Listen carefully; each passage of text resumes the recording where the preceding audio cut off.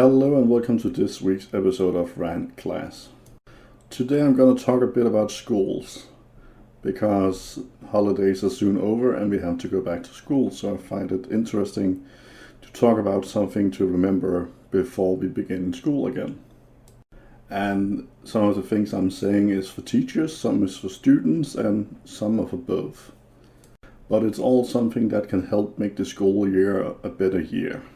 And since going back to school can mean a fresh start, we actually need to help people who want to have a fresh start, because we tend to keep people in a role that they had before the holidays. And it might be a role that they have not given themselves, or a role that they don't want to be in anymore. But for them to leave the role, we need to give them a chance to get into the new role. Like if we have a person who used to be the class clown and want to stop that and just want to be themselves, it can be hard for other people to see what they're doing in another light than the class clown light. And that means they might see what they do in a way that is not meant to be that way, because they don't let the people get out of the role. So we as students and teachers need to help people who want to change roles, who want to change the way we look at them, by actually giving them a chance to show that they are able to do that, to give them space and time to do it, and not hold them in a negative role that they don't want to be in. So the next tip is for students. So most places in the world still give out homework that you have to do, and it can really be a pain in the ass to do it. But if you try and make it a habit to do it when you get home, and by making it a good habit, it can help you in the long run, so you don't end up with a pile of stuff to do. And when you are making your homework at home, begin with the easy stuff first, since you can easily do that, and it will give you more time to actually do the stuff that might be harder. And it will give a good experience of succeeding if you keep doing the easy one first, because then you're like, oh, I already did this, I'm so fast. And if you have some homework that is really hard and you don't know how to do it, do your best, try your best, and then talk with your teacher about it, other students or your parents. But by talking to a teacher and informing them that you have a hard time with this topic, then they might actually be able to help you by giving you another tool to use when trying to complete your homework. And it's not a failure if you have to ask for help. Everyone have to ask for help at some point. And because we all learn differently, then we also need different tools to do it. And that's where a teacher is good, because they know all the different tools.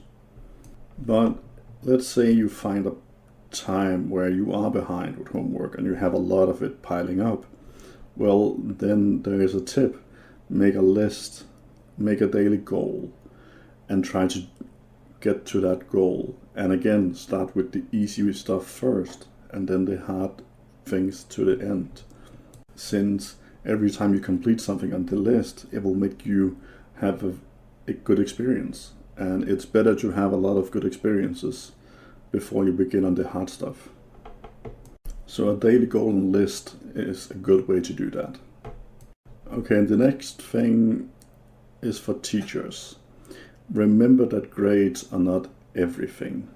We also need to look at the fact that we sadly live in some societies where we tell kids that if they don't get the best grades, if they don't get all the best things, they can't succeed in life. And yes, it's true that grades can open doors down the line, but we also need to focus on making sure that the kids don't stress out over the grades, since grades doesn't really define you as a person of who you are. So we have to keep remember them that they are still a good person, even though they might have a mediocre grade at math or something like that. And celebrate the kids who pass with just the bare minimum, because they might have had a hard time actually getting that far. We have to stop always looking at the people who get the best grades. We have to look at the person behind, and that grades are only a still image of what you can do with a given topic.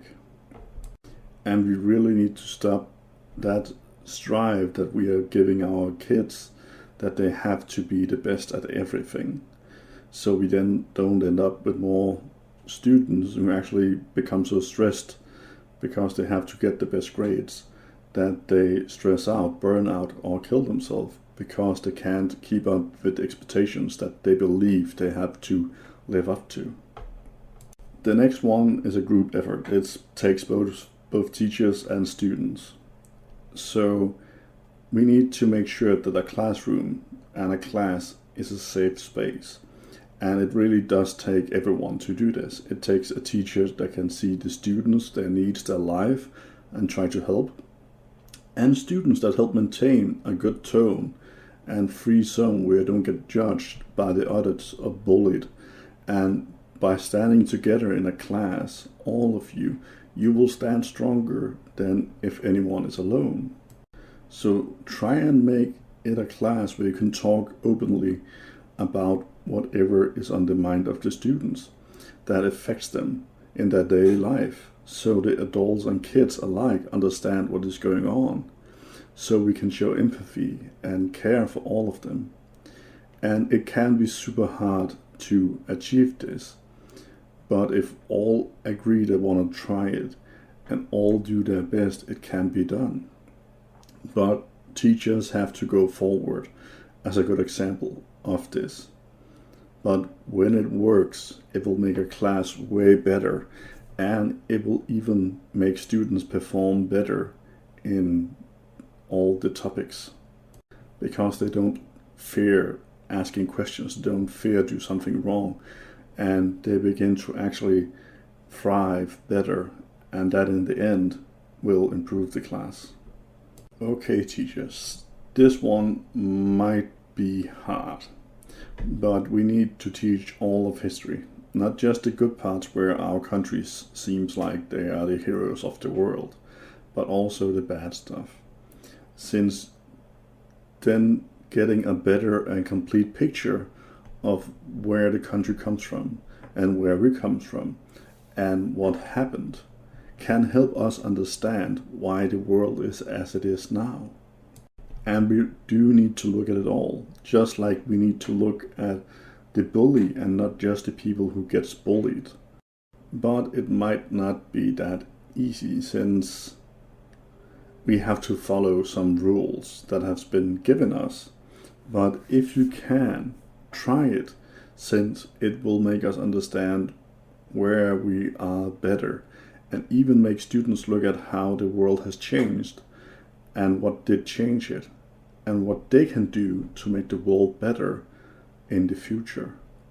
For our future to become lighter and better, we need more, so the students know what the foundation that they stand on is, what it is, and why it is as it is. Because then they can begin to improve it.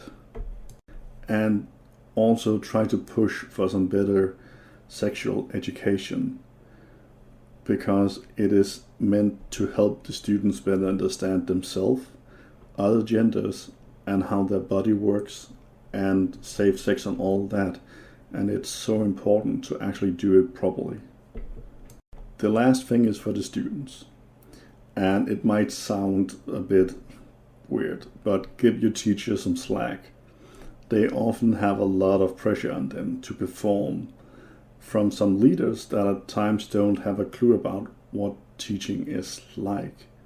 Politicians who make the rules and set the standards often have no idea of what it actually means to do this in real life. So remember, your teacher is just a person. They can have a bad day just like you. But if a teacher keeps doing it wrong, or in some way does not look like they give a shit, and more from your class feels like it, it's okay to talk to your parents about it. It's okay to talk to the school about it. But remember, as soon as you begin to do that, it will have a ripple effect. And the ripple effect, I hope, can be positive. And I actually knew a teacher who was called in because some students has complained that the person was very unhappy and had begun yelling at them and stuff like that. And instead of being open in front of the class and telling the class that one of the parents died over the weekend, the teacher just took it out on the class. But had the teacher from the start said, I'm sorry kids, my parents died this weekend, I might be a bit upset this week, I will try my best, something like that, I'm pretty sure the class would understand, because most kids actually do that. They understand a lot. And then the class would have taken it in a different way. And it's something I do myself. When something is on my mind a lot, I might actually talk to the students about it, because if I sense it's something that they also have problems with, I might actually talk about it to break the taboo of talking about it. And for some kids, it's so freeing for them to see a teacher who is a person who might have some problems like them.